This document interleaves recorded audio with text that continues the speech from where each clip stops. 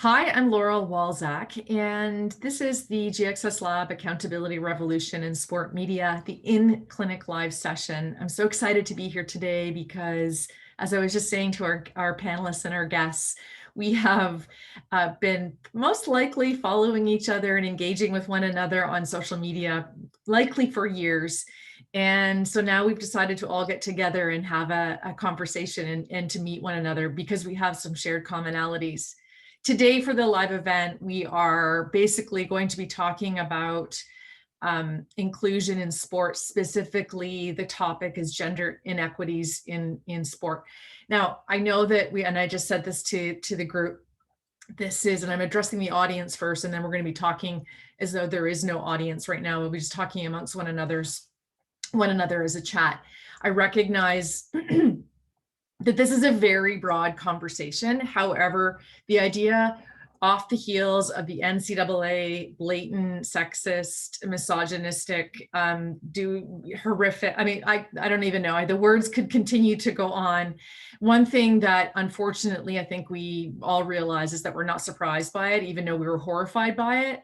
So, we kind of throw our hands up in the air, and I think all of us did the same thing and went to outrage and took to social to say that this is unacceptable, inappropriate behavior. And are we really having to have another huddle to have another conversation with this, which we'll always continue to do, but we really need to come together to really talk about how we can continue to mobilize change and also have louder voices, because as much as we're celebrating the small wins, we're also tired of the fact that things are happening so slowly, and tired and annoyed, I'll just say, at the fact that the NCAA thing even occurred. Okay, so this is where we are. We are going to talk about, we're going to hear about some things that resonate today in terms of challenges. We are going to talk about some directions, some best practices that we see are working, and perhaps some ideas.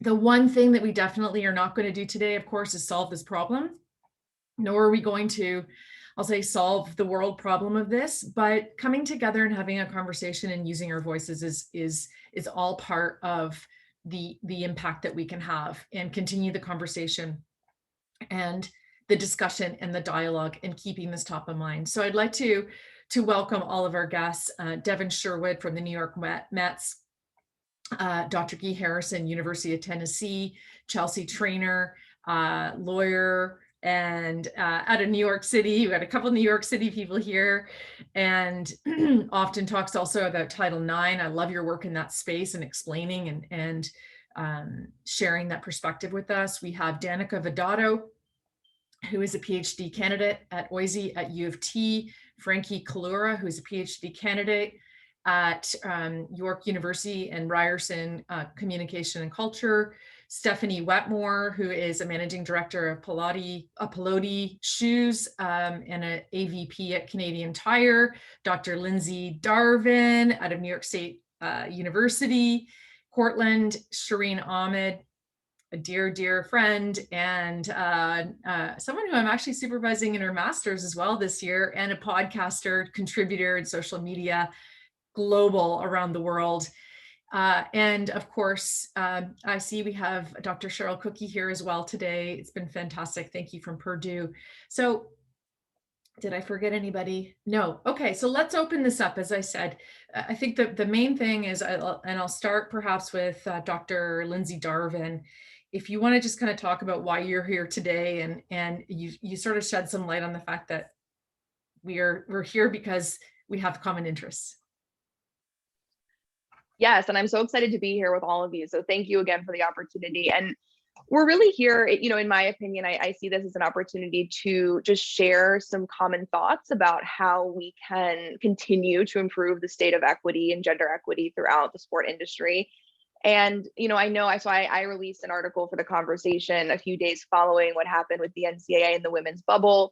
And although this group may not have been shocked, one of the issues that we're still seeing that I think academics, practitioners, all of us can do a better job of is there were a lot of people who were shocked. So there's still sort of this disconnect between understanding how many inequities still exist for women in sport and the organizations that are not necessarily doing enough to improve the state of equity. So I'm excited to hear from everyone and hear what our thoughts are and how to work to improve the state, not solve the problems necessarily.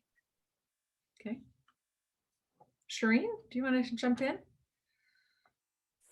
Yeah, hello everybody. I'm so excited to be here studying amongst you all. This is wildly fun. I just was going to say that I agree so much with Dr. Darvin and that we're not the people that are surprised by this. I mean, just even following basketball, the same thing is existing in volleyball. And, you know, it's like a continuous cycle.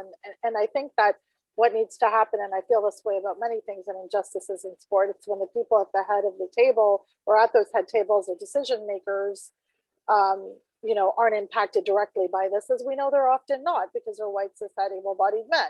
Are they actually impacted by systems and structures of injustice? No. So what can we do to mobilize and keep mobilizing in those spaces and have those conversations? Also, hello, Dr. Cookie, you're a boss.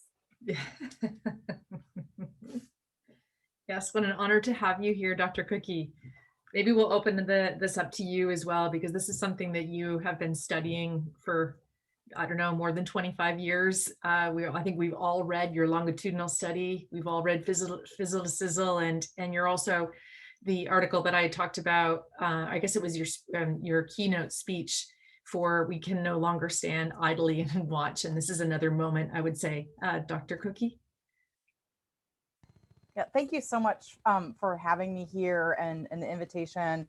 I'm not typically on social media or Twitter, so I was really pleased that I just happened to get your direct message and the invite to be a part of this group. I'm really here to learn from all of you and contribute in the ways that I can. I think you know, some of the research that you might be really familiar with that you just mentioned, Laurel, with respect to the longitudinal study, I think that's an important piece of my work. I'm also really interested in the project that I'm working on now with Dr. Dunya Antunjevic, who is at the University of Minnesota and appointed in the Tucker Center for Girls and Women for Research. Oh gosh, the Tucker Center for Research on Girls and Women in Sport. And she and I are writing a book, hopefully that'll be out later this year, that looks at articulations of feminism in sport media. And so I think it's really important in this space to sort of, especially, you know, seeing Shireen and the podcast that she's involved in, the Burn It All Down podcast, which I'm a huge fan of, and was just such an honor to be a part of that show the other week. I think it's really important to acknowledge both within the legacy sport media spaces, and also in the institutions and organizations, how there seems to be this sort of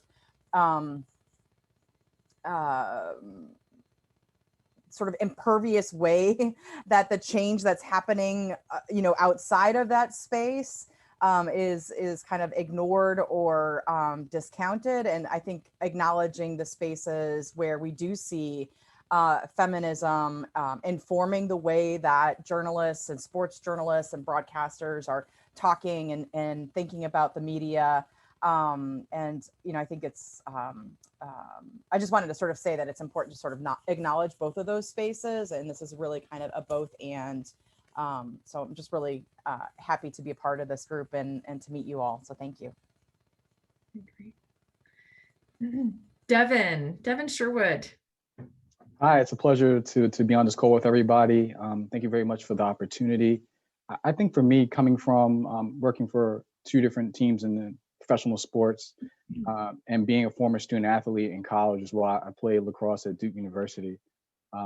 And having that perspective of being a student athlete at a top sports program, to have the understanding between how the female student athletes are treated, how the male student athletes are treated, and having several female friends that went on to play professionally as well, and their experiences and how the gaps and inequities that they experienced didn't stop even in professional ranks. So for me, when I was a student and going to graduate school as well, I thought myself as well, I thought I was actually going to try to work for the NCAA until I realized my ethics didn't align with theirs. And the way I kind of look at the NCAA is that they have contradictory ideology. So they hold on to a nonprofit status, whereas they make certain other decisions like a Fortune 500 company.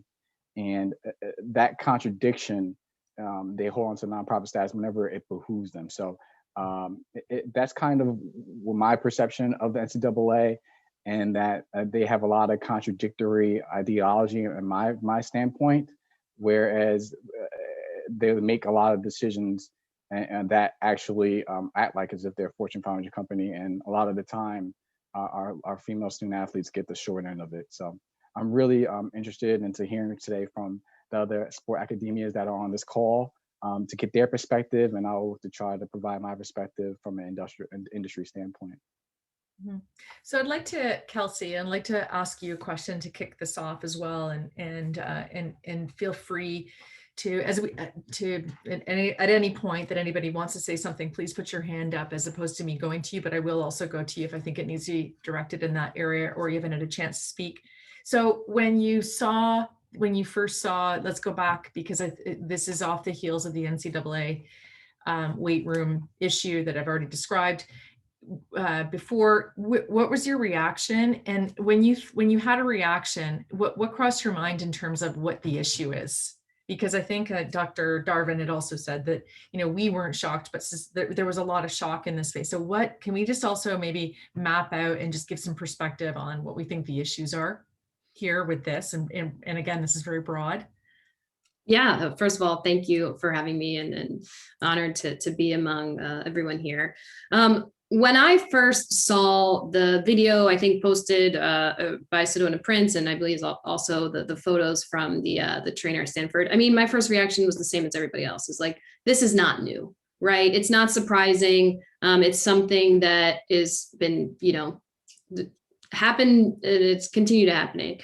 But I think for me, what did surprise me, and something that I found a bit of, maybe hope is not the right word, but I found a bit of hope in, was the new, obviously social media and the impact that can have, but the new college athlete, right? Like Sedona Prince and what she did, and I can't recall her name off the top of my head, but the trainer from Stanford, that took a lot of courage plus support, from the people around them, that I don't think that women athletes at the college level in the past had.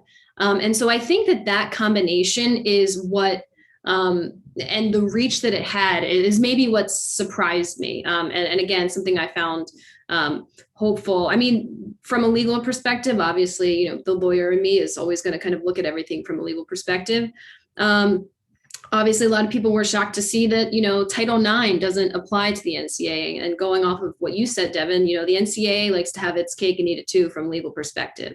They want to reap all of the benefits from these member institutions that receive an enormous amount of federal funding, but they don't want federal laws to have to apply to them. And so I think that's one of the biggest issues. And you see that, Title IX in terms of the disparities there, but we can go back, and I wrote an article about this, I believe a year or 2 years ago, on their TV broadcast deals, right? And how the NCAA doesn't negotiate those deals the same. And so I think that one of the issues, not the issue, but one of the issues is, the NCAA skirting itself around, any of these federal laws, whether it be kind of federal antitrust laws or Title IX. I think that's one of the big issues. And off of what Shereen was saying, a lack of impact or accountability for the things that have been happening. Devin. So kind of piggybacking off of what Kelsey said with regards to the broadcast rights, I'll just start the stat here. Pretty much media rights for the men's tournament is obviously a huge percentage of their profits, $1.1 billion in 2019. CBS and Turner Sports, Turner Network actually paid the NCAA $19 billion. That's what it'd be, $19 billion through 2032. Whereas ESPN paid NCAA $500 million over 14 years for 24 Division I championships, and that's including the women's tourney. So you're looking at pretty much 19 billion to comparison to 500 million, and that's including 24 Division I championships. So there's a huge gap there with the money, but we can expand on that a little bit more. Can I, let's go off a question of this, and anyone can answer it. This is, I think, what we're also talking about accountability is that how is CBS, Turner, and ESPN accountable in this as well? That's In a good these question. inequities. We can't just say, oh, the NCAA got 19 billion from CBS and Turner and 500 million from ESPN without them also being accountable. And I don't know, do you agree with that? I think that's part of the problem as well. Guy? Sorry, go ahead, Dr. Devin first, and then Dr. Harrison. Well, I'll let Dr. Harrison go first. Okay, Dr. Harrison. Well, I was just going to say, I think less than CBS and Turner, I actually think ESPN is more culpable for, the disparity there. And the reason I say that is not just the amount of money that they are paying or not paying, but also the way that they are actually covering these tournaments too. And Dr. Cookie's research gets to that. So it's not just a matter of CBS is paying tons of money and it's going to the men's basketball championship, but it's also ESPN they're undervaluing their own product.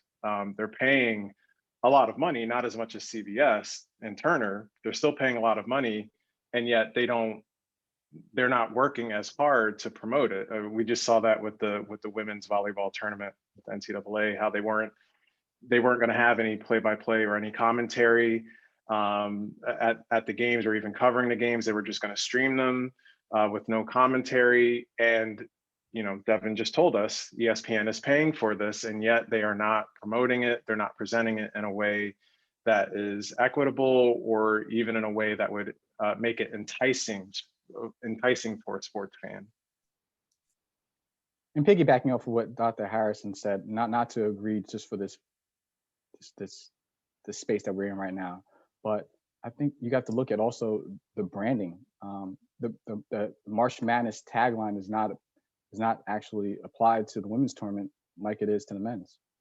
That's a big deal, and we don't discuss that much, but that has a big deal and has a big connotation as to how many people are going to tune in to watch these female student athletes that put in the same amount of work, the same amount of time as their male counterparts. So I think the branding aspect too goes a long way in terms of the media strategy that ESPN folds out. And ultimately, I have to actually, the NCAA has to take some accountability for that as well, with regards to, because it's ultimately at the end of the day, it's still kind of their product. So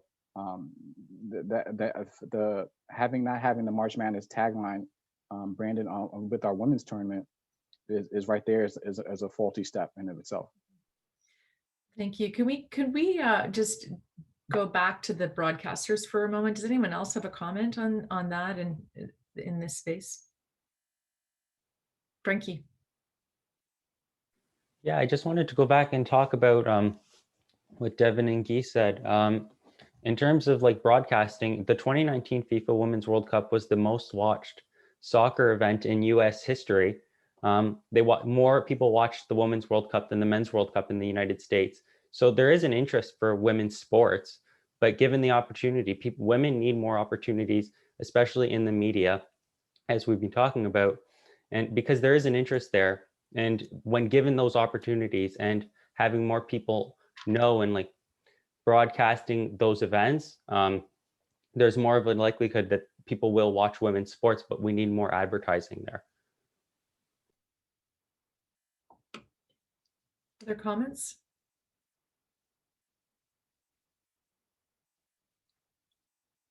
Yeah, so I think everyone is. I'm please, sorry. Yeah, I was trying to read through the bios because I'm like, wait, I don't remember who Frankie was. So sorry about that. No, I think just kind of piggybacking off of what Dr. Harrison was saying about the kind of responsibility and accountability for ESPN in particular. I think just to sort of throw out some data points, the recent iteration of the study, we break down some of that data by looking specifically at the NCAA men's and women's tournaments and the coverage. So this is a longitudinal study that looks at the quality and quantity of coverage of men's and women's sports on televised news and highlights shows. We recently added, and surprisingly, this seems to be somewhat getting lost in the shuffle, and I'm not quite sure what to make of it, but we recently added social media and online media to the study as well, because one of the criticisms that I received from somebody inside the industry was that no one watches SportsCenter. And so if we're really going to look at, and so the, kind of the data isn't really relevant anymore. And so if we really want to see what's happening with respect to women's sports coverage, we should look at online and social media data, which we did. What was interesting though, is in terms of our discussion about the NCAA tournament, is that the local affiliates, which are NBC's, ABC's, and CBS's local affiliates in Los Angeles, and ESPN, spent just several minutes in terms of our sample covering the women's basketball tournament. ESPN spent several minutes as well, in comparison to, I think it was over an hour and 13, 15 plus minutes on the local affiliates, in nearly 2 hours and 20 minutes on ESPN SportsCenter. So we're talking just, 3, 4, 5 minutes versus over an hour, well over 2 hours of coverage and content. And I think for me, that data point really speaks volumes with respect to this idea that the decisions around promoting women's sports, and specifically the NCAA women's basketball tournament, are determined primarily or solely by economic or market force imperatives. And in fact, I think what Dr. Harrison was speaking to, right, is the way that ESPN itself doesn't even really do a very good job of marketing its own product. And in fact is doing more to market, CBS and Turner's content. And in the online and social media analysis data that we collected, the coverage wasn't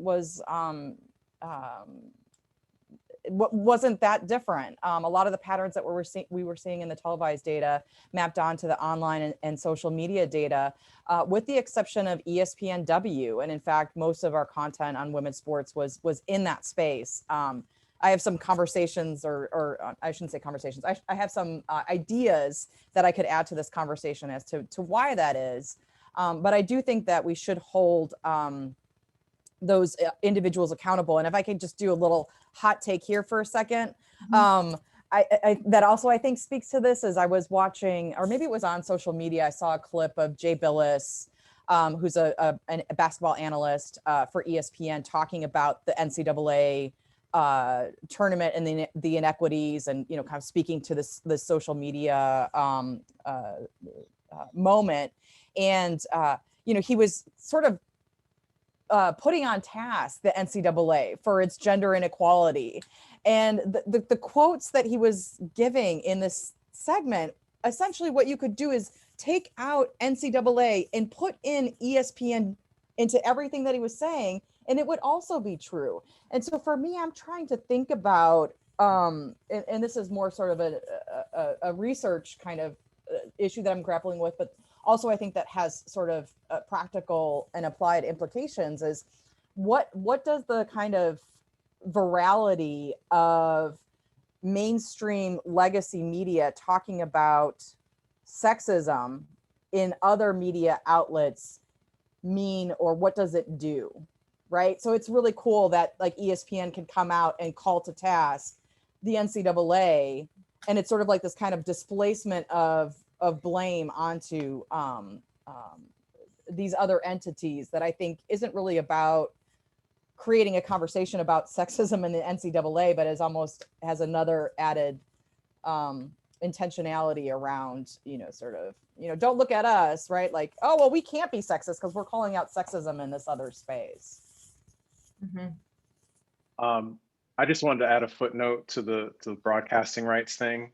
There is this misperception that broadcasting rights typically go to the highest bidder, but the way broadcasting rights are negotiated, it's more complicated than that. And leagues, and I'm thinking of the NFL in particular, National Football League, they have actually negotiated with networks, or have chosen not to negotiate with networks unless they agree to certain, certain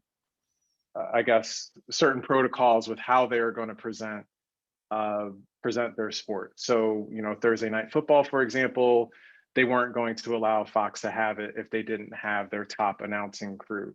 And so things like that go into broadcasting rights. So my point is the NCAA just as easily could say to ESPN, hey, you can have our sports that aren't men's basketball, but you have to provide X, Y, and Z. And the fact that the NCAA is not throwing their weight around and demanding these things makes them just as culpable, in my opinion. I just, if I could add on to, or sort of piggyback what Dr. Harrison is saying too, and I can't wait to get your book, you know that, and everybody should read it. What I was going to say was that it's not just only the idea of the, in broadcasting rights as well. It's about who's interested in those places. And I'm part of media, and I feel that that's super culpable too. Like, what does the makeup of me sports media? And you all know me. I'm going to harp on this because I always do. The makeup of what sports media is and who's writing these stories and who's interested in them. We know that when the NWSL Challenge Cup came on, it exploded. Like, when would I ever buy a CBS pass? Like, let's be real, CBS. I'm going to do it to watch this. And the WNBA, we know is a blueprint for everything that's perfect in the world. Yes, I will maintain that. Not just social justice issues, but like pretty much everything and how those players mobilize politically and stuff. But why are they not getting the main channels? Like, why did we have to wait? And I'm sorry, I'm going to say this could be a hot take, but Dr. Cookie did one, so I'm going to do one too. The NCAA women's final was fire. I'm sorry, I fell asleep in the second half. I'm sorry, all like for the men's. So my point is that I think that it's also, we feel like we're in this space to constantly keep proving what the product is. The product is there. And we know this. We know what the numbers are. I mean, we know for even the qualifiers for the Olympics, what's happening right now. Meg Linehan just tweeted out this morning how much we're watching the US-Sweden game.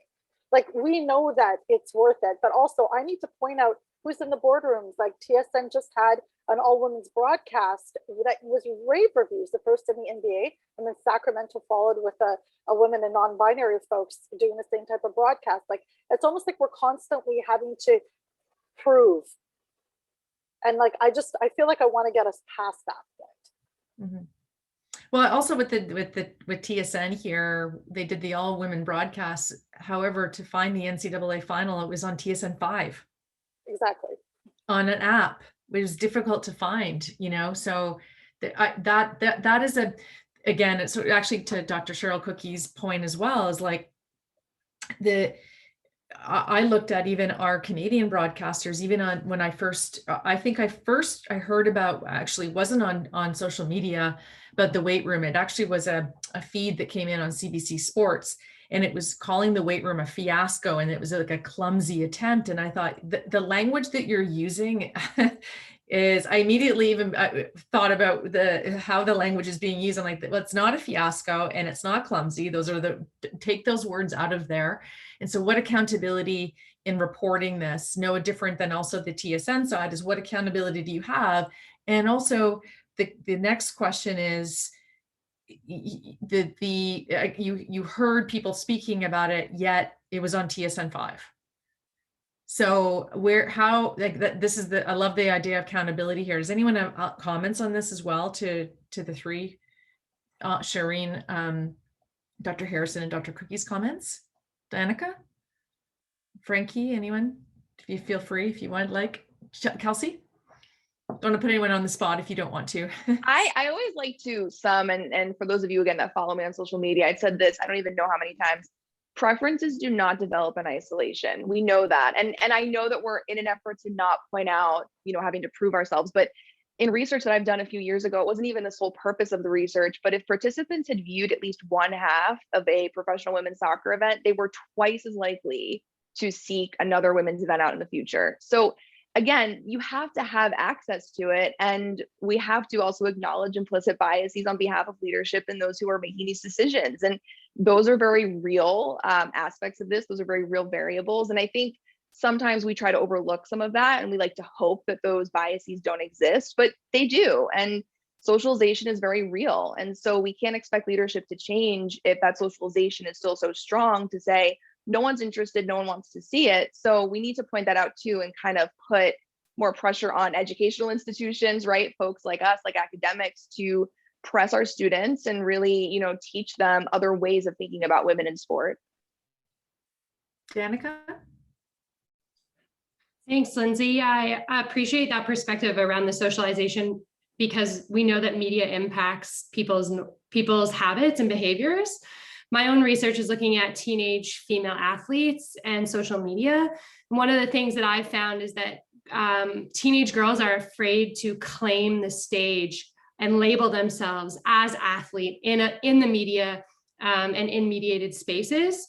They fear that they're not as legitimate as their male counterparts in the high school level and the middle school level. And I think that this is kind of going back to like what Kelsey was saying earlier about the new age of what female college athletes look like.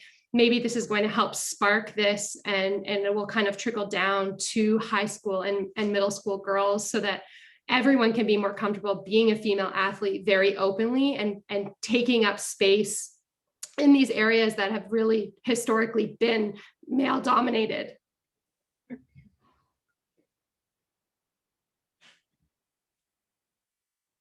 Olivia, are you seeing that in football? Because I saw you nodding, and so Olivia is at Western University in London, Ontario, and is the commissioner of the Ontario Football Association. Excuse me. So actually, could you maybe get that right? I think yeah. So to me. Yeah, no worries. Thank you. I oversee the Ontario Women's Intercollegiate Football Association. So this is kind of growing on Danica's point there, because this is maybe going like 10 steps back of the conversation where we're at right now.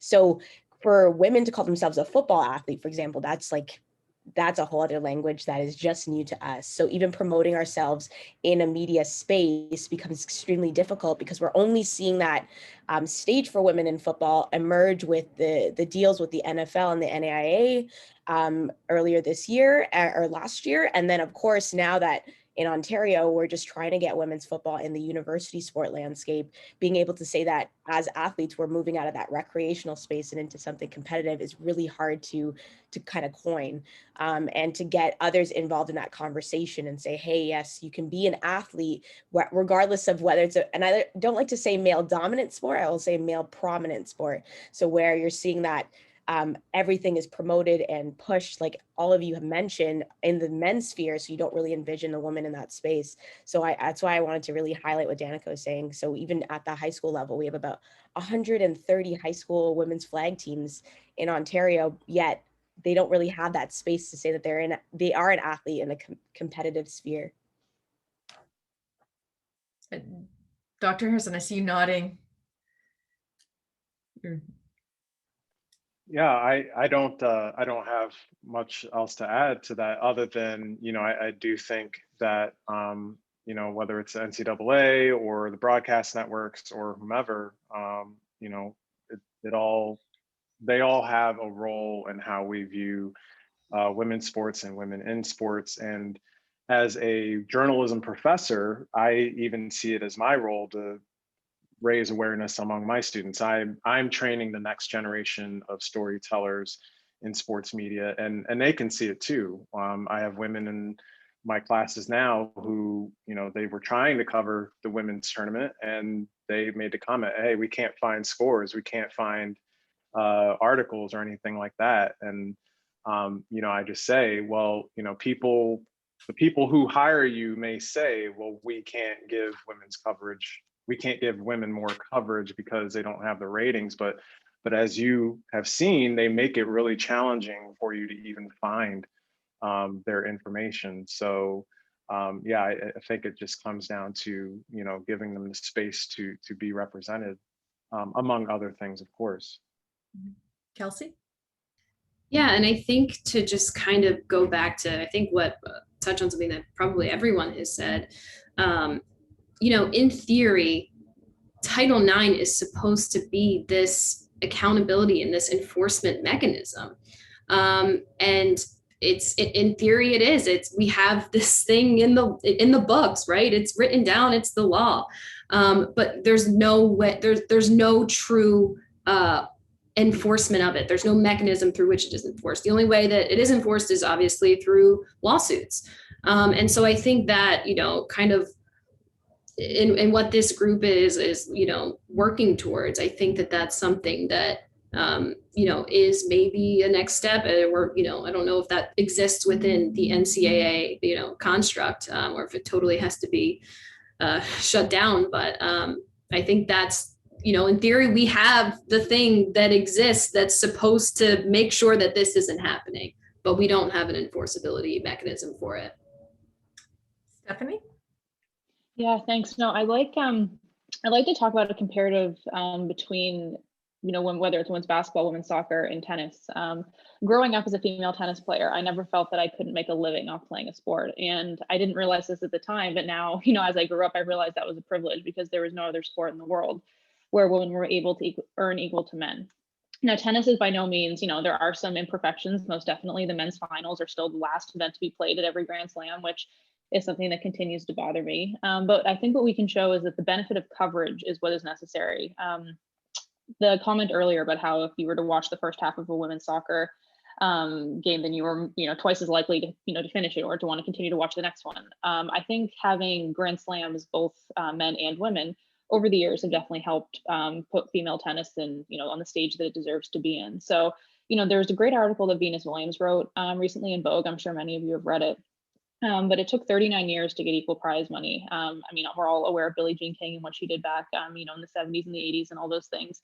You can see the amount of time that it actually took to get to where we are now. It took Venus winning Wimbledon 4 times to be able to get equal prize money, and this was in 2007. So it's, it's not like this has been going on for a long time.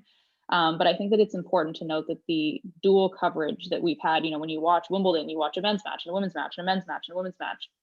If women can share the stage, they shine. And being part, growing up playing tennis, my roommate in college at UCLA was one of the best soccer players in the country, and she, they would pack, they'd have more spectators there than the men. This was every single time I'd go and I'd watch her. Post college, she was in leagues that were folding. She won a World Cup, she won Olympic golds, and she was married to an NBA player.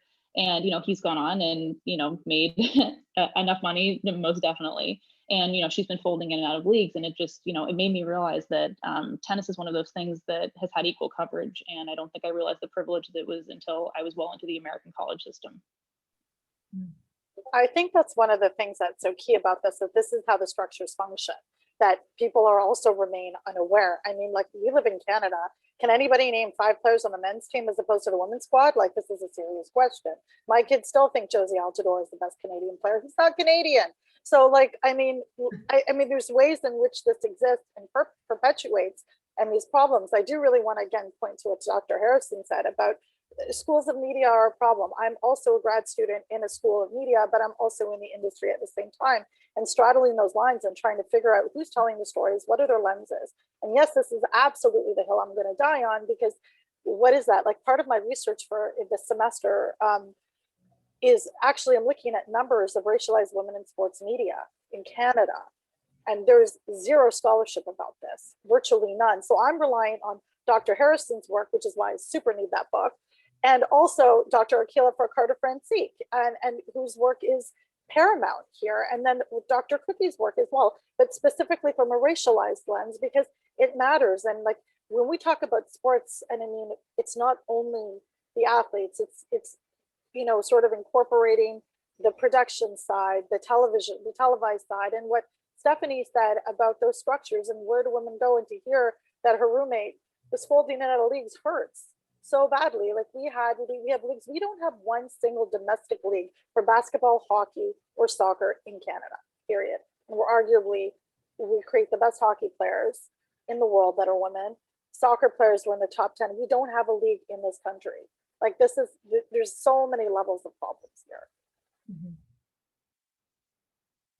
Danica, I saw your hand. I'm starting to think of some research. Sorry, I wanted to jump in really quick because I do a lot of work with homologous reproduction. So hiring people like you in sports spaces. And we know that that's happening. So it's almost so extreme. What I'm thinking out loud now is I'm wondering if there's almost an application of homologous reproduction, this idea of doing things that are similar to what you're used to, but in media. So, and I don't know that I've ever seen it applied. Others could tell me if I'm completely off here, but that would check out, because again, we're seeing that in hiring spaces, and that also perpetuates what's being covered in these environments, right? So we have to shake up leadership. We have to shake up hiring, and we have to do a better job of hiring the right people. I talk about this in some of the work that I do now too. I do it mostly in coaching, but just sometimes just diversifying isn't even enough, right? So we need to make sure that we're hiring the right people who, unfortunately, right, are risk takers, are comfortable being those whistleblowers. Kelsey pointed this out before with some of these athletes doing this more so. That's what we're looking for. We're looking for more whistleblowers so that we can be more aware of what's happening in some of these segments and some of these sort of siloed parts of the industry. I'll just make a comment on that, is working also in the media side for undergrads, and these students are graduating with, they're going to go into production, behind the camera, on the camera, graphics, all the different areas of marketing of sport. And we had this conversation on Sport Talks, a podcast that myself and another professor do. And I was saying that a couple of years ago, we did some just our own internal survey to understand, when the students are coming into the program, they think their idea and their ideal is to be on air. And then by the time that they leave the program, then that has changed. But what we've also asked is that, even to the women, is that there's an interest in being in production. And then when they leave in 4 years, that those interests have changed. And so we're asking, like, well, what happened in 4 years? Why is it, this is not a marketing program, but why is it that you want to go into marketing, some of you, at the end of 4 years, as opposed to going into on the production side or the on-air side? And so and I agree with you, Lindsay, we have to look at that and say, well, what are we doing as faculty, as instructors? Who do we have as instructors? Who do we have as the faculty in terms of the courses? And what experiences are the women having, or the students having, that all of us, you come into the program thinking, and I'm grossly generalizing this, but you think you're going to be in production and you walk out saying, I'm going to do something different. What goes on during those 4 years? And so this is a part of this conference, and this is also about representation, and representation matters. And so, and then the accountability. So also us taking accountability and how we're contributing to this as well. So I just wanted to also acknowledge that. Devin? Yeah, so to your point, and to Lindsay's great point that she brought up, it's the very structure of these organizations, whether it's the NCAA, whether it's a front office, it's looking at, so for example, with the NCAA, I believe the vice president of the women's basketball is not a member of President Emmert's senior management team. However, the association's vice president, the NCAA's vice president of basketball, attention is largely directed towards the men's tournament. So it's just who are in these boardrooms that are making these decisions, and what is the lack of representation at these tables that are leading to blind spots, and that are having these fiascos that we've been seeing over the past couple of decades. I believe back in last spring, a couple of colleagues and myself, we actually dove into a McKinsey & Company study because we were just looking at different issues in the sports industry from a corporate standpoint. And companies that are in the top quartile for gender diversity are 15% more likely to have better financial returns. And even companies that are in the top quartile for racial and ethnic diversity are 35% more likely to have better financial returns. So what that tells me is that diversity and inclusion are the competitive differentiators shifting market shares. So if these companies want to maximize to the best ability in terms of product they put out, the content that they put out, the publicity publicity and marketing plans that they put out, diversity and inclusion have to be a focal point of anything that they start. So because when you foster these kind of diversity and inclusion environments where equity is a goal, it essentially opens up spaces that otherwise were not. Basically where voices are lifted and met with listening ears. And that of course leads to better communication, constructive dialogue, and consequential impactful action. I think, kind of taking it back to NCAA, I think we look at them, just putting it lightly, with side eyes, because we constantly, these kind of situations have arisen over the years. So I think, and also kind of tied in with NCAA with what's happened over the past year in our society, particularly in American society, you've had these plenty of examples of corporate performative allyship. where, some of the messages that have been put out over social media, for example, have been genuine, whereas other messages have been disingenuous and met with very little action. So I think when we are considering NCAA, that's part of our skepticism when it comes to them, because a lot of their action has not backed up their words. Mhm. So I'd like to change directions a little bit off of Devin, your comments there. There is some studies on this in terms of organizations that do see the economic benefit of having women at the top, having more diversity at the top, to then also say, and going out really loud and clear, celebrating that. And perhaps that is, I'm not going to comment because I don't recall reading about that, but if it was performative or not.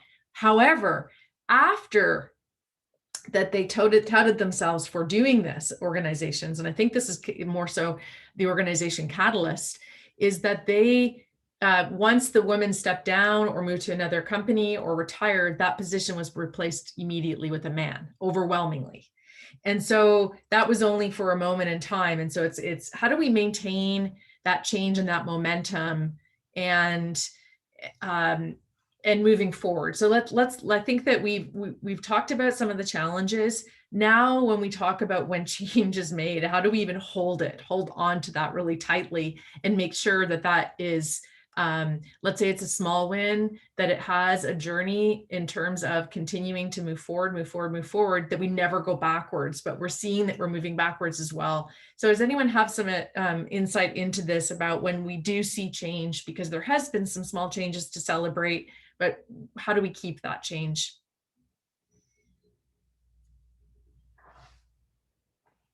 Is the big question. I have a quick note just to mention on that. Danica and I have been talking about this for a long time now, about how this is a twofold approach, looking at top down and bottom up. So when we speak about change at a top down approach, just for instance, applying for a job, women are less likely to receive a job or a racialized person is less likely to receive a job based on their name. So if we remove the name entirely, and have potential employers looking at that, it might have somewhat of an impact. But also from a top-down approach, who's on the hiring panel, or who's on these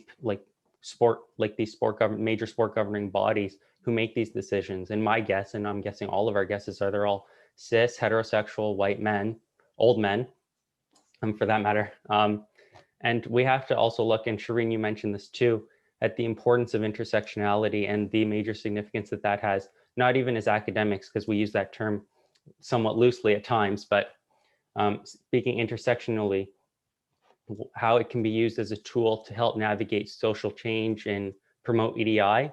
And then also from a bottom-up approach, how do we reach out to grassroots organizations, and not just at the university level, but like at a lower level, like some of the work that you're doing, Danica, with younger girls? And how do you promote and try to educate people, from coaches, fans, and house leagues and recreational leagues, and trying to show the significance of that? Absolutely. The Henry Mintzberg top-down approach. And then I agree with you. I think, does anyone have comment on that? I think it's like closing the gap, right? Frankie, is how do we close that gap from bottom up to top down? I wanted to provide a bottom up perspective, because we're still at that stage with what I do. So that includes everything that we run for women's football is done by women, because we have no support or outside system that wants to invest in women's flag football. So our exec are all university athletes and women. All the teams are run by executives that are all women and athletes. And then all of the tournaments and programming that we run is done by athletes and women. So it's like, the lens of that is really unique, because we invite a lot of perspective that is often missed from an athlete and from being women in the sport perspective, which I think is really unique. Now, what will hold on to that change and support systems like this is the top down, which I think is really missing. And I really want to highlight Frankie's point, because when we think about discussions with these sport organizations that oversee a lot of this, what we're finding is that those gatekeepers, is what I like to say, tend to be, yes, that cis white older man who may not even have an idea of where to start and doesn't necessarily want to admit that, and bring in the right people to have those conversations and have those right changes to hold and grasp onto, so that you can see an overall positive improvement. And then when we go back a bit more to the high school level, there's still that top approach, because there is someone overseeing high school associations, and they're not bringing in that conversation of what their athletes need and what they want to see, so that their sport can also grow. Can I jump in really quick? Because I know we're throwing white men under the bus. White women are terrible at this as well. So I want to throw white women under the bus too, and recognize that like we have a tremendous amount of work to do when it comes to being the right kinds of leaders and hiring processes and all those different things. So I know a lot of people have their hands up. I just wanted to throw white women under the bus, because we are in some ways just as bad at some of these processes and upholding white men in these powerful positions. So we're kind of cogs in that machine. Yeah, I want to hold space for Lindsay doing that. So thank you. Yeah, absolutely. Yeah, I think I think Lindsay's comment actually kind of goes along with what I was going to say. You know, speaking of women white women in particular, who don't do right by women and women of color, I'm thinking of Erica Nardini from Barstool Sports. You know, here's someone who wants their cake and eat it too. She claims to be a feminist, but she works for probably the most misogynistic organization in sports media right now. But, you know, in general, I think what we're hearing is we need to move away from just hiring diverse faces and taking into account hiring diverse voices, and moving away from this popular feminist or neoliberal feminist mode of just visibility, like, oh, well, we have women here, like, okay, we're fine now. And ESPN is guilty of that. They're owned by Disney. One of Disney's guiding principles is diversity in hiring, but that is primarily for visibility purposes. And I think I saw a tweet the other day that said, you know, I don't know who needs to hear this, but you're not being represented on camera or in film or on TV shows you're being marketed to. And I feel like ESPN's diversity in hiring is primarily doing that. Like, oh, hey, I'm represented on camera. Here we go. I'm gonna watch ESPN now. But it's not as simple as that. And also, to Lindsay's point about hiring the right people, ESPN, you know, I hate to pick on them, but they just make it so damn easy. We know they hire a lot of diverse personalities on the air, but they don't treat them well. There are countless stories of women who've been hired by ESPN who have either been harassed or they've been replaced once they've, you know, gotten pregnant, or women have felt like they've had to hide miscarriages and things of that nature. If you have diverse voices rather than just diverse faces, those issues, I wouldn't say that they would be eliminated, but they wouldn't happen as often. Comments?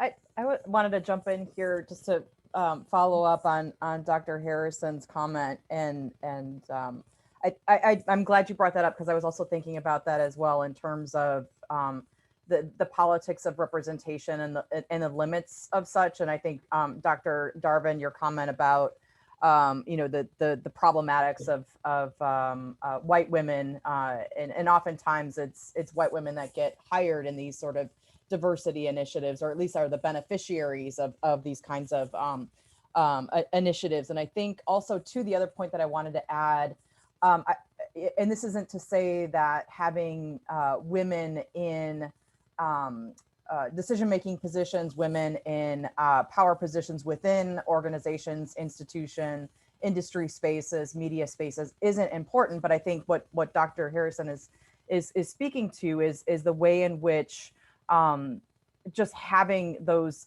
bodies, right, this kind of embodied diversity is problematic. And so how is it that we can shift the institutional cultures? Because often who gets hired are those who are either adhering to or unwilling or unable to speak against some of the kind of the organizational dynamics, the cultural practices, and so on. And I think and maybe this is the sociologist in me, I'm reluctant to call out specific people, although sometimes we need to do that, right? But I think there's ways that institutions and organizations operate that even if you're a person, regardless of gender or race or other social locations, you're a person who wants to see social change or wants to make a change within the organization. There's ways that your voice gets silenced or ignored or marginalized, or eventually you end up leaving that organization because you don't see the possibilities for that.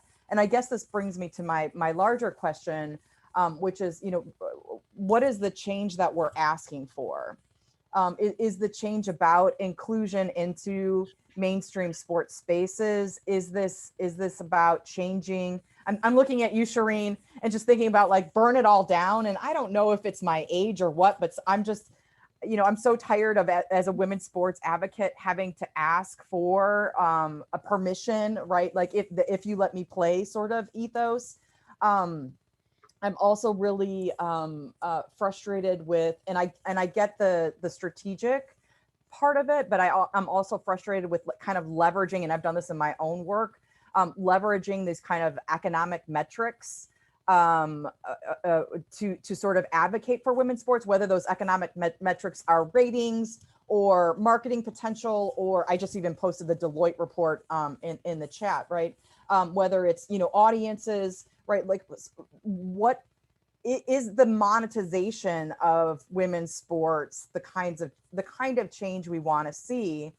And then the other question that I'll add in here, and I'm a sociologist, so I'm going to ask questions and not actually give you any like practical solutions. That's for someone else to take care of. But I also think too, like, does the change happen? And this is something that we've struggled with in social movements for like decades. So this isn't anything new that I'm saying here, but is the change happening inside or outside of the system, or both, right? And I think about a graduate student that I had in my feminist theory class a number of years back, and we were talking about Audre Lorde and, the master's tools will never dismantle the master's house. And his response was, yeah, but you can fuck up some shit with them. And hopefully there's a censor somewhere bleeping this out for the PG-13 crowd, right? But I just think that that's also kind of important to acknowledge is the struggles and the challenges of making change either within the institutions, within the systems, or sort of thinking outside and burning it all down and just starting all over again. I happen to agree with you. I think, I experienced and I don't even know if all of you know this, but I was chair of the board of the Canadian Women's Hockey League and had to make a decision with our board that we needed to shut the league down because there was no more money. And that there was, at the end of the day, there was an interest in having the league operate under, I'll say, a male prominent league, which I'm like, why do we need to exist under a male prominent league? I don't understand that at all, but it was going like a tsunami in that direction. And after I went through that experience, I remember saying this, and I'll say it publicly is that we need to tear Hockey Canada down and start all over again. So to Shireen, the whole system of hockey in our country is challenging. I mean, even so when you say about what needs to change, I think it's I agree with you. I'm frustrated and I'm challenged by the part that I'm tired of the small stuff. Like, we need something massive, like tearing the NCAA down and tearing Hockey Canada down in these structures, because the way that we are chipping at it, we're chipping at it with like a little toothpick, or like, I don't even know what, it's going to take us forever. And I'm in for the long haul. And you can hear my passion in this as well. It's like, I love, Shireen, when you say burn it all down, because I don't know what, at this point, you're right. Like, what is the change that we want? And maybe we could go on that one from Dr. Cookie. What do we think? What do we want? Or where do we see? What is the change? Well, I would just want to bring a point to something Devin had said. He didn't want to work for the NCAA because of an ethos or an ethical problem. And therein lies the root of this. Like my journey and so much of this is, in my opinion, I guess has changed and matured as I've started to understand more. And the one thing I've learned in graduate school, and this is what all the academics say, is it's complicated. So, I mean, that's what all the academics say. I don't say that, do I? No, Sure. but like all of y'all have said it. I know you, and you've said it's complicated, and the reality it really is. Burn it all down is not just a metaphorical thing, but at the same time as we're burning it all down, I like to think of it as we're taking from it what is good and trying to enable. And there's many enable that and encourage that, and there's many ways on this road that is wide. There's many points of activism. We all come from very different spheres, but the crux of what we're saying is the same.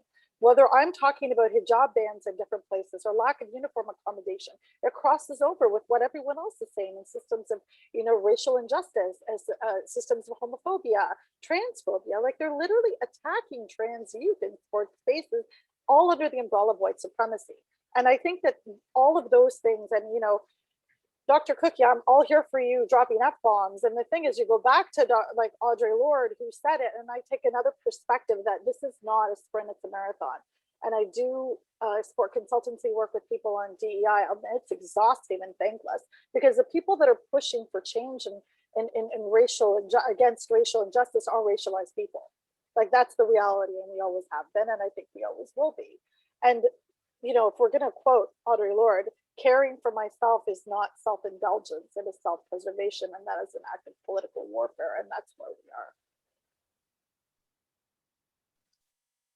Lindsay? And I just really quickly want to add in, and I'm cheating because I know a lot of you were involved in athletics, but how many women, for instance, on this panel were involved in like high school level athletics when they were growing up, right? Like I'll raise my hand, how many were involved in like college athletics, right? And a lot of that too is a big piece of this. We are just getting to a phase right now in women's sport where you have parents, guardians who are women, who identify as women, who participated at very high levels in sport and have children. Like my mother did not participate in sport growing up, and she is not all that old. I'm not going to call her out or give her age, but she's not that old, right? So it also just takes some time, and I know that we hate to hear that, but we have to remember that women's sport is not that old. Girls' sport is not that old. So even the strides that we have made in terms of turning this into a positive have been really tremendous over a very short period of time and in organic ways, largely, right? Like women's teams and women athletes have had to promote and market themselves independently. So there are a lot of positives to take from that. And I think also in knowing that so many women now have had sport experiences or even just fitness experiences, we know that that translates to taking on leadership positions in the future. So a lot of this will continue to shift, in my opinion, and we're already seeing a lot of really great positives out of that participation, but it's going to take some time, and it's a marathon, not a sprint, for sure. Devin? I will say this about the networks. I am appreciative that some conferences have been able to broker deals with the ESPN or with a Fox Sports to be able to see, because I want to see women's lacrosse. I want to see women's basketball. I want to see softball. Duke University, we just got a softball team 5 years ago, and I want to see them. They're great. They're like the number 13 team in the country, and I want to see those girls perform on the field. And if there wasn't for those kind of contracts, so I can see on the ESPNU or these digital networks that stream onto these independent like networks, then otherwise I wouldn't be able to see that. So, and even goes to sports like mine, that, you would never see college men's lacrosse on ESPN or ESPN2 unless it was like the Final Four. But now I get a chance to see my team, I call them my little teammates, pretty much once a week on TV because of an ESPN ACC network or Watch ESPN, where I can like at least see some way be streamed on my smart TV. But I think a lot of the responsibility also has to go to these university presidents and chancellors. They have an influence as to the relationship with NCAA in terms of the decisions that they make with the university. So we can't leave the chancellors and presidents out of this as well, because they have a say and they have an influence in the situation. So that's just my little part. Okay, so two things I'm hearing. One is going back to Dr. Cookie, what is the change? And then also Dr. Darvin, where you're saying as well that we've seen change, and also that we should be like you're positive. Like, again, I think everyone would agree that we've had some positive experiences and we're seeing some things that are positive, and I don't think we're denying it. So I do want to talk about going in a better direction in that positive side. And we don't have very much time left, so I'm hoping we can accomplish 3 things in the next 24 minutes. The first being, let's go back to what is the change. The second being, let's also talk about some of the things that have been working and the best practices and the positives. Let's go there, Dr. Darvin, of 100%.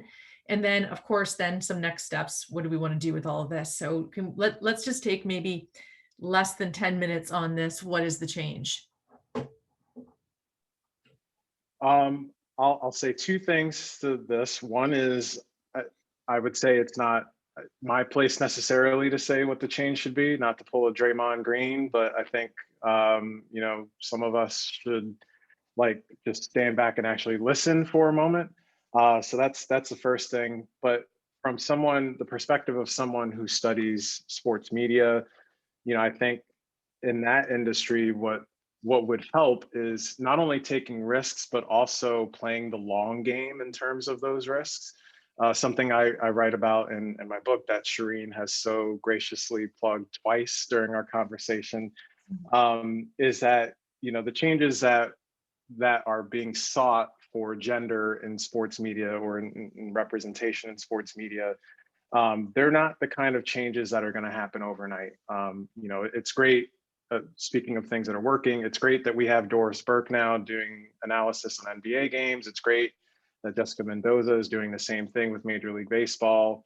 All those things are great, but there was still backlash to at least when Jessica Mendoza got into the broadcast booth. And what it will take is network executives saying, okay, there may be some backlash right now, but if we just play the long game and wait this out, we will see benefits. And that's difficult, I acknowledge, because you have people who their job status is often year to year, if not month to month. And so, if the ratings aren't there, they could easily lose their job. But, if someone is seeking to make change in sports media, it's going to take not only the fortitude to have that long view, but also the support of the network to have and to take that long approach. If I could jump in here, so I asked about the change question because I think it's important from the standpoint of, and Dr. Darvin, I'm so glad you brought this up, right? Acknowledging that social change in any space doesn't happen in a sort of linear, progressive fashion. And my colleague Mike Messner and I have written a book about this, right? That social change is often uneven, right? So we see these kind of real spaces of progress alongside other spaces within that same space of just kind of hitting up against the wall. And I think for me, and I'm going to throw this out here, and you're going to all love this. This is from the sociologist. I think that the change that I would like to see is we need to, and this is, I think it's a marathon, although Dr. Darvin, like, I'm tired. I've run 5 marathons in my life, like literal ones. So I know what that takes, but I'm tired of running, right? When do we get to the finish line, right? But the change that I think that really needs to happen, and this is really easy, and we can all do this at home, is we need to continue dismantling, disentangling, and disassociating sport with masculinity. Because I think so much of what we talk about with respect to these inequalities is built upon the ways in which sport historically, and white masculinity, right? That sport historically has been organized in the United States and in other kind of global north spaces around, kind of notions of male dominance, male superiority, male superior physicality. And we see this, the spaces where we kind of butt heads up against the inertia of change, right, is in these moments where there's this kind of holding on to sport as a space that upholds inequality. And so disentangling that, I think is really important. And we're seeing that, right? I think, and Donica, your research, right, that girls are still, even today, reluctant to claim a kind of identity as a female athlete. I mean, that was things that we were experiencing, 20, 30, 40 years ago. So yeah, so I'll just throw that out there. We can all dismantle hegemonic masculinity and white supremacy at home for our homework project.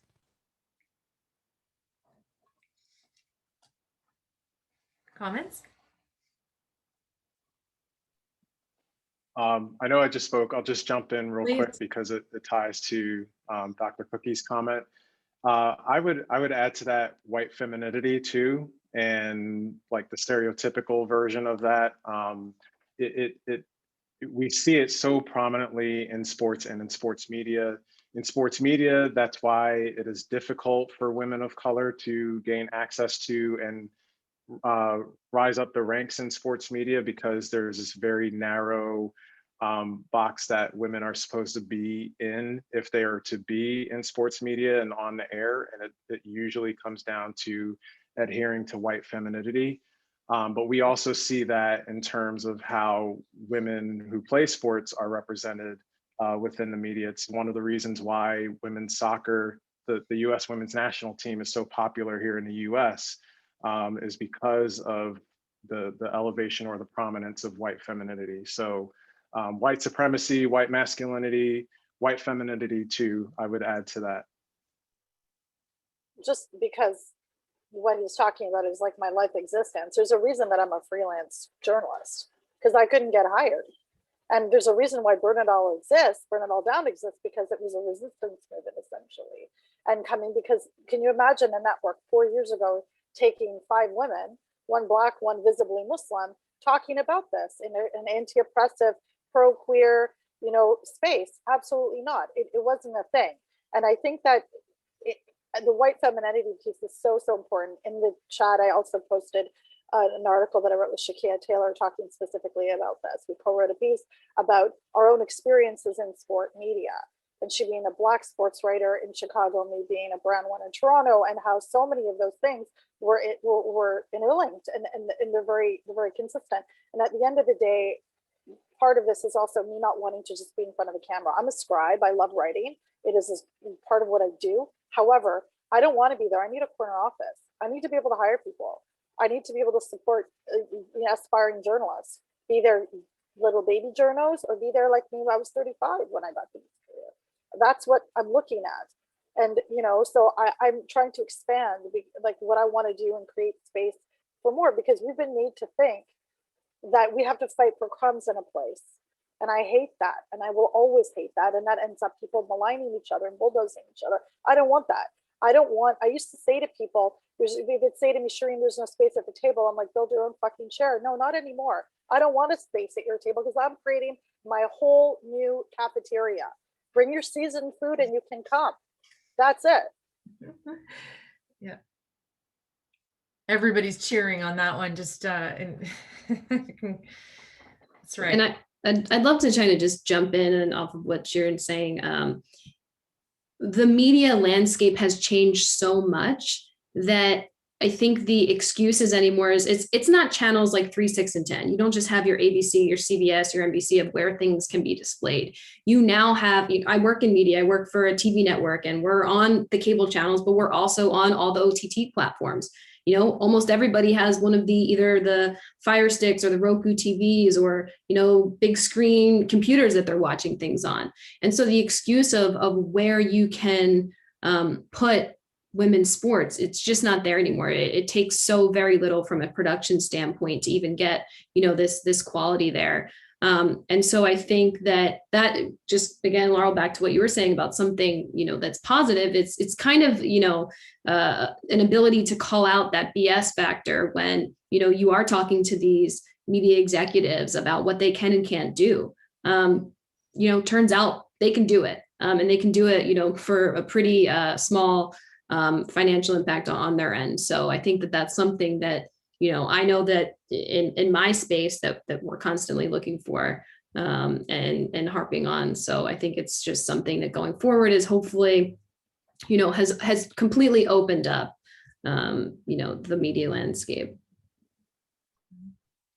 I wanted to just add an athlete/athlete run organization perspective, because I think Shireen hit the hammer on the head there, mainly because I want to say to athletes, especially women in sport and women of color in sport, to keep pushing, keep trying to play to those next levels, because once you hit there, and sometimes you might not see opportunity to be a paid athlete after collegiate sport, there's still opportunity to take on other leadership roles. And we've highlighted that those who participate in sport will take on those leadership roles. And to keep moving into those positions where you're creating these spaces for yourselves and for others that look like you, because that's how we really kind of lead the change. Because I think Stephanie highlighted it.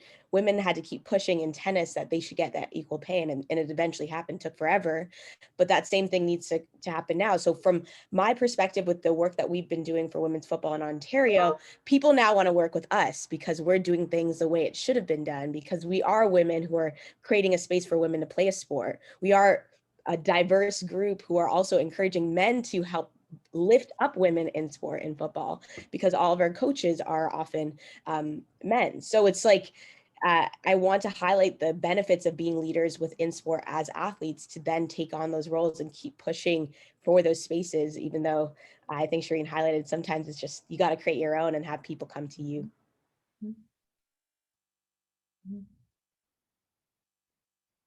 I do agree with the creating your own, which is also why in hockey, as an example, you think about in our country in particular, there's no league for soccer, there's no league for hockey, and many other non-leagues. That is alone, when you think about ways that to build your own. And that was where the women started out, was to start to build their own, and was doing very well for 12 years. And as it grew, you think about, okay, so what are all of the factors to the growth? What means growth into the next step for an organization? And I don't agree with this. However, there's a lot of people that do. And in terms of saying, well, then if we need to have a league, then it needs to be under the NHL. Or if we have a soccer, it needs to be under MLS. It doesn't, we're seeing some successes, of course, in the WNBA. However, that doesn't necessarily, again, breaking down those models, that doesn't need to be the model. And why do we need to beg and plead and eat the crumbs and to be able to have a sports organization when there is money out there to galvanize for these organizations to exist? And again, back to Shireen's point, if you take a look at the audiences during the Olympics or the audiences during the World Cups, and the women's sports are the sports that are driving those audiences. So yeah, I think that's an area in terms of making sure we identified, in terms of what you're saying, building our own table, building our own cafeteria, and not having to exist under the current, as you said, hegemonic masculine structures right now. We have to dismantle that. Any other comments on this before we have 10 minutes left? I just want to do a time check. I think the building our own table seems to also be a possibility. And so I'll just go off of that really quick in terms of building your own table. Women investing in women's sports. So we're seeing that happen more so now, with women investing in teams, purchasing teams, right? Investing in leagues. I'll give a shout out. I went to an all women's college, and I'm going to be honest, like, women want to support women, and women do have the finances to do that. We just have to support that and promote it. And we're seeing that happen more. And I don't want to keep talking about the marathon. I don't like running either. I've never even run a marathon before.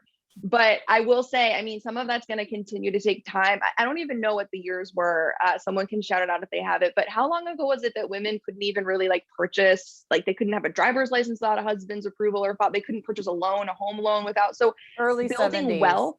There we go. Right. So building wealth has taken women, a lot more time, but we're seeing sort of that happen. And because women are able to build their own wealth, Shireen, let's figure out ways, right, to promote what you want to do and start your own organization, your own media organization, right, and get women to support that. And I think that will begin to happen more so now too, as women have had more opportunity to build careers, build companies, build businesses, and But let's get them to flush that into women's sports a little bit too, the way men have. Mhm. That has its, I agree. Lindsay, I don't want to sound like the skeptic or the cynic on this at all. I'm in the tired boat too, perhaps. I've seen this a lot. I think also, I mean, if you take a look at even, let's look at, I mean, this conversation could now take a million different directions just in terms of pay equity. If you take a look even at our Canadian university system, where women are being paid less, and I have to work an extra 10 years to make what to make equivalent to somebody, because they make that 10% more than me each year.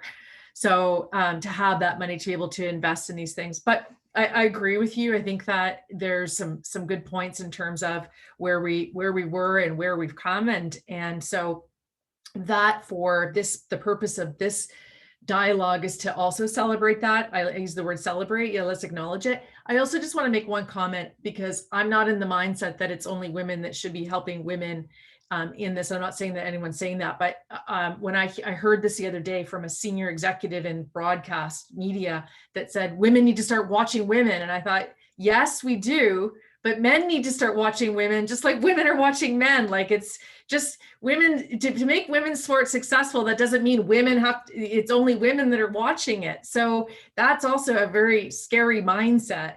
And so I think that we want to build our own table, or we want to build our own cafeteria. But by the way, men, come in and watch, come in and fund, come in and be part of that. However, we're not going to be begging at your door for this. And that's what we are a lot of the times doing and feel like we're made to do. So on that note, can I just, any last comments there, Dr. Cookie? Yes. Yeah, I want to give a shout out to, one, I do want to sort of acknowledge, I think, the tensions between kind of, again, this sort of speaks to like working within or outside the system. And I don't know if it's an either or. So like Dr. Darvin, like I am on board, like, yes, like women, let's invest in ourselves. Because I'm tired of like asking for, permission or expecting to get some crumbs from mainstream sports spaces, right? At the same time, though, I don't think it can just be about women investing in women, right? That we also need to have everyone in the cafeteria. But I just wanted to sort of throw out a plug to someone whose research, if you're not familiar with, might be really interesting for this conversation. Her name is Dr. Rachel Allison. She's an associate professor at Mississippi State University. She wrote a book called Kicking Center, and the subtitle, I can't remember, but it's about selling and marketing women's professional soccer in the United States. It's a great book. She looks at the Women's Professional Soccer League. Her recent research is looking at the National Women's Soccer League in the United States. I think she's also been doing some work with FIFA and the World Cup. So definitely, I think her work, I think, really speaks to some of these challenges about marketing women's sports and developing a professional league, and some of the tensions around a lot of the issues that we've been talking about today. So I would just wanted to throw her work out here as a shout out, and maybe somebody who can also get involved in these conversations as well down the line. Thank you. Okay, so we have 6 minutes left, and I have two questions for you. One, is there any last comment that you would like to make from today's conversation? The second, we'll be talking about what we want to do in terms of next steps, if any. I just had one quick comment. Thank you Yes. all for this conversation. I just didn't want to undermine. We've spoken about it briefly, but trans women are women, and we should continue to have the trans women into the conversation as well, especially with all the scrutiny that they've endured during this time. Thank you, Frankie. Thank you. Just want to really quickly add something off of what Kelsey was saying. I unfortunately don't have the same view that sports media landscape has shifted tremendously. I don't feel that way. I think that after the murder of George Floyd, the sports industry realized that they were inept and unable to carry conversations. That's why it's been carried by racialized folks. So I'm not saying I'm cynical, but y'all know I'm kind of cynical, but that means that we still stay in this place and still remain critical of, because those at the higher echelons and upper echelons have not changed. They're still white and many levels. And until I see that reflected in diversity and gender expansiveness, I'm not going to think that it has shifted. I think And I don't believe there's been a reckoning. I refuse to use those words. I just think it's more glaringly obvious of who is capable of answering and leading what conversations. I'll add to this too, because it's something that I focus on even in my own teaching, but white women need to work with white women. Like, we need to put in the work now to sort of shift the way white women think about their place in all of this and how they can be doing better, because right now we're just not. So I just want to point that out. And I do a lot of that work. So I'm happy to have those conversations offline with folks, but I'm trying to get better about that with my own white women students in my classrooms and in some of the work that I do. But white women aren't necessarily the answer in all of these leadership positions. And I'm doing that work now in some coaching roles too, and looking at the influence of masculinity and how white women have upheld that. So just wanted to point that out, but I like to always shout that out too. Any other last comment like that? Anyone else feel? Thank you, Lindsay. I'm hesitant to follow up because I think everyone's had some really profound final comments. You know, I think one of the things that I struggle with as somebody who's been doing, you know, this research and working in the space as many of us have is the feeling that you know, that if you're invested in eradicating social inequalities in sport, it can seem like you know, the road is never ending and the marathon never stops. Sorry, we're still running. But I do think that I have to pause and force myself to kind of look at the spaces where we have seen change. And one of the things that I think for me, and people can push up against this if they disagree, but I think the fact that we're having conversations, and visibility in and of itself is not the end all, right? But the fact that we're not we here, but like we as a society, we as a culture are having conversations about social inequalities in sport in much more, I don't know if sophisticated is the right word, but much more explicit ways than we have in the past. The fact that sexism, feminism are a part of the conversations in terms of the ways that we talk about the challenges faced in women's sports, the intersectional challenges that are faced in women's sports. You know, I think that's really important to acknowledge that. I think also too, I just wanted to plus one on Frankie's comment about trans participation in sports. And this is where I think my comment was speaking to about sort of dismantling and thinking about sort of disentangling sport from masculinity and binary notions of gender, is because the trans ban only operates in a space where sports are sex segregated, right? And I think that you know, that's, I think, one of those spaces where change, we're seeing a repeat of all the kinds of arguments that were used in the past to sex test women athletes in international Olympic competitions. But I think the point that I'm trying to make is that we're having these conversations in a broader sense. It's not just women's sports advocates. And so that gives me some hope. Mm-hmm.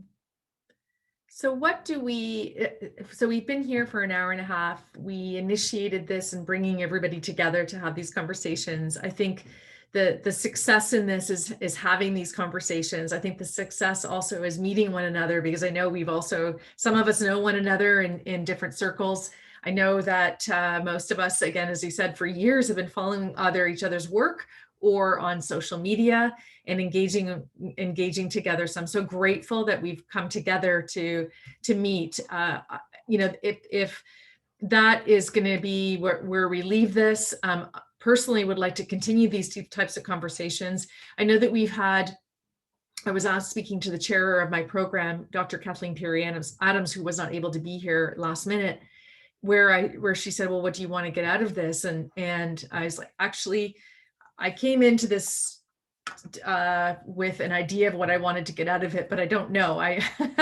And that's kind of a strange thing. What is the outcome at the end of the day on what is your next steps? I think personally would love to continue the conversation. The fact that we have industry people as well as people from scholarship and universities and working in various leagues, that there's possibly an opportunity, the fact that we've met one another potentially to follow up conversations, and there could be some additional research and work that could be done. But is there any interest, I guess, in continuing this in more regularly, but in something more structured, or what would you like to do, I guess, is the question. And if we leave it at, let's just have another, let's follow up with one another, or we can schedule something like this, even add more people. I don't think that there is an answer necessarily, but I'd love to just understand the interest of each member here, of what you would like to do, and what you suggest that we all do moving forward. And maybe it's in our own space, could be collectively. Thoughts? I'd like to go through each person if possible. Devin. Yeah, I thought this was wonderful. Coming into this, I didn't know anyone actually, but now, now I feel like that much more closer. And throughout the whole conversation, I'm thinking about people that my industry, people in my field that I've come across and that I've come to be virtually be family with, working in sports. We work super long hours. And that I was thinking of them because I want them to be aware of this. I want them to be a part of this community, and they are, but to actually be a part and get introduced into this community. So I think the more that the team gets bigger, this army gets bigger, the more noise we can make, the more actionable steps we can take, and as we proceed. This is a marathon, and I think our expectations aren't necessarily the standard now, but whether it's in our lifetimes or not, hopefully it is our lifetimes that we can make a serious impact. But that our continued work is to make our expectations the standard. And that's when we truly will meet our goals. So it's been phenomenal being able to be a part of this with you all, and I'm certainly interested in continuing the conversation and being part of whatever the group thinks is best moving forward. Yeah, I'd like to add, just because I feel like I'm surrounded by such a brilliant group here, that I think there's some importance with taking some of the metrics that our group has done here and sharing that with potentially all of you in the future, maybe discussing some of those, how Title IX applies to kind of the Canadian athletics space as well, and ways to encourage better practice within how we run our leagues to support women and support athletes of color, especially because we're very, very behind. Some thoughts. Just generally speaking, I think the marathon is a key thing, but also moving where there are numbers to back it up. Like we're seeing more audience engagement with, for example, women's basketball with the NCAA.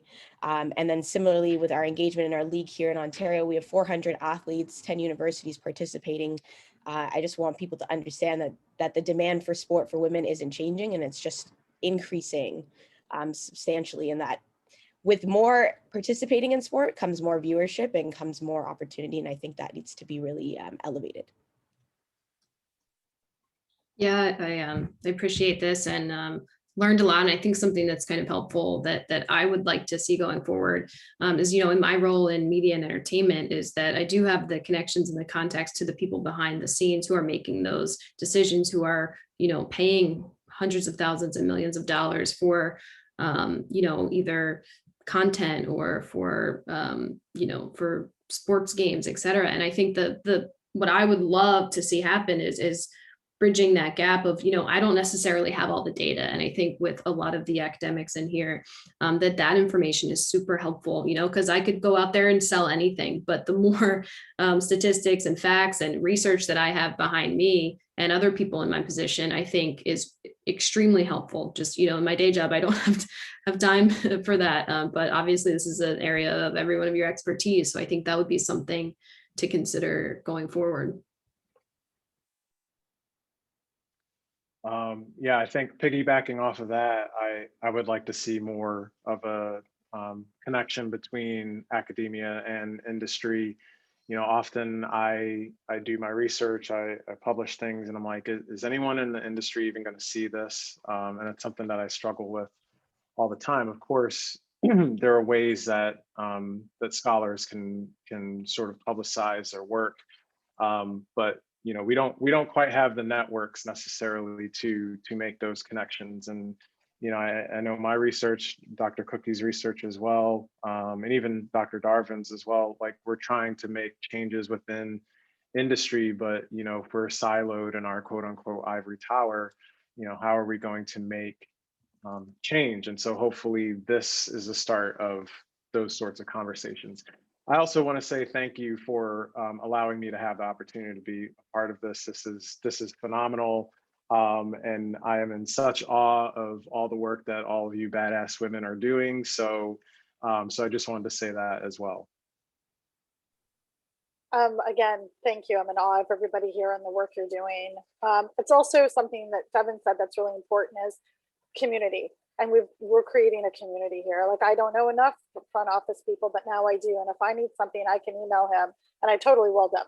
And I'll be like, hey, can we do this? And it's about knowledge sharing. It's about my work as a journalist has been completely emboldened and enriched by sports sociologists, cultural anthropologists. I'm on a podcast with 2 sports historians. Like, I understand the need for that. I understand how important that research and can be merged. I'm forever grateful for those academics that are, giving context to everything. And also, through Laurel and GXS Lab, understanding how the management and business side comes into it, because I don't do numbers. So understanding how that all plays together, and community building is something that I'm really grateful for. And I would love to see that continue, and to share information and resources and ideas and the conversations. If I didn't feel that sport was a connector to empower communities and people, I don't think I'd be doing this. So I don't want to sound overly jaded. I do believe in the work we're all doing.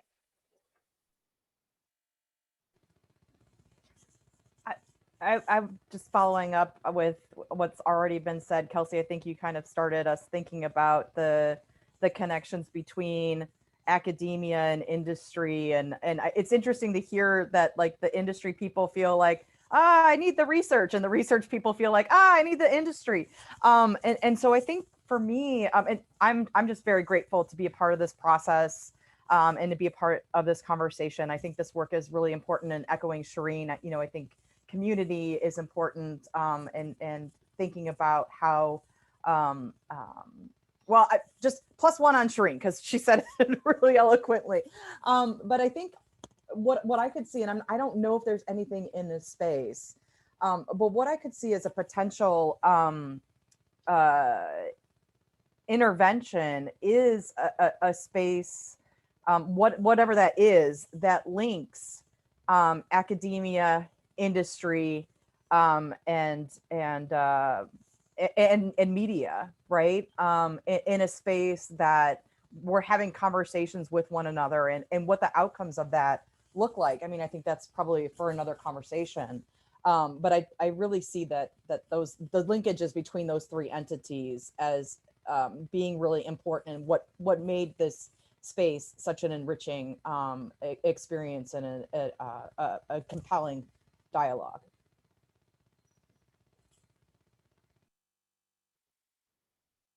Any other comments? Am I the last one? I can't. I was trying to keep track. No, there's more. I would. Please go ahead. Okay, sorry. I would echo what everyone has said so far. First, again, thank you so much. I've really appreciated being a part of this. I can't wait to rewatch. I didn't take notes during, but I plan to take notes now after when I review it. I would agree with the connecting academia and industry 100%. It's a huge issue that we face, and I know it's an issue that I face in the work that I do. So.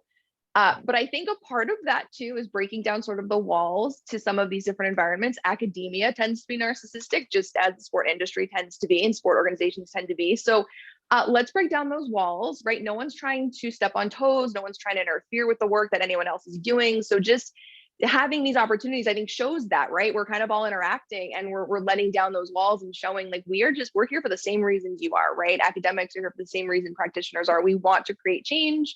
We want to make it the best environment possible for all participants. So any kind of platform where we can continue those conversations, maybe something that isn't recorded. I don't know if folks feel as comfortable recording all of that, but anything where we can bring both industry and academia together, I think would be great. And then I'm going to plug this out too. We need the data. So for the practitioners on here, like, I need data. So, you know what I mean? If there are things that you're working on, or folks that you can get me in contact with, that would help a lot too.